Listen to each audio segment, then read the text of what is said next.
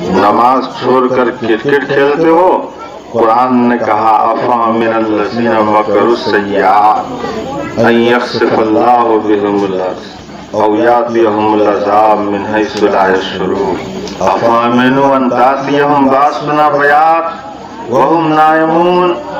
क्या ये बेखौफ हो गया, बगैर नमाज पढ़े सोता है, कहीं ऐसा न हो कि सोए हुए हालत में अज़ाब आ जाए। अफामिनु अन तातियहुम बासुना ज़ुहम वहुम यलअबून। क्या ये बेखौफ हो गए कि नमाज छोड़कर खेल रहे हैं, कहीं ऐसा न हो कि खेलते हुए अज़ाब आ जाए। अफामिनु अन तातियहुम बासुना ज़ुहम वहुम यलअबून।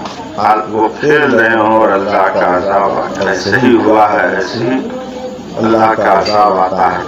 मेरे भाइयों, कौम समूद के ऊपर सुबह के वक्त अल्लाह का अज़ाब आया।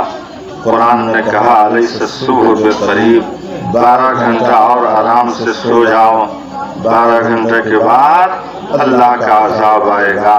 क्या सुबह का वक्त करीब नहीं है? बहुत करीब है। जब आदमी सोता है तो सुबह तो होना ही होना है। अलैसा सुबह बिक़रीब, क्या सुबह का वक्त करीब नहीं? इसलिए नौजवानों, अल्लाह से डरो।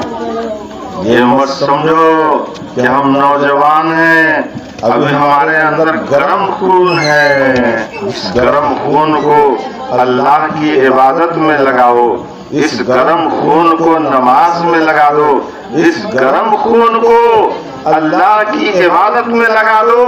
वरना कैसे कैसे गर्म खून कहने वाले को देखा है कि वो कहते हैं कि हमारा तो अब हार्ट फेल होने वाला है, हार्ट की बीमारी हो गया।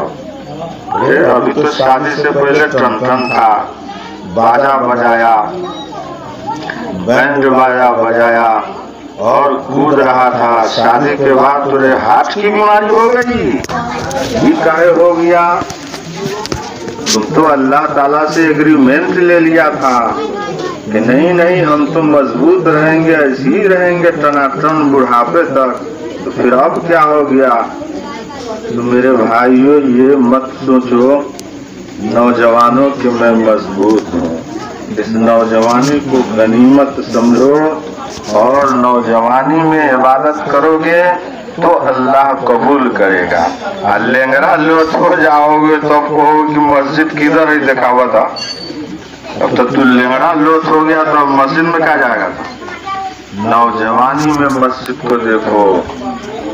नौजवान को चाहिए कि वो इबादत करे, बूढ़ा होने के बाद कुछ नहीं। इसलिए मेरे भाइयों, वक्त बहुत ले लिया। अल्लाह ताला हम सबको अमल करने की तौफीक अता फरमाए, शादी को सुन्नत के मुताबिक करने की तौफीक अता फरमाए।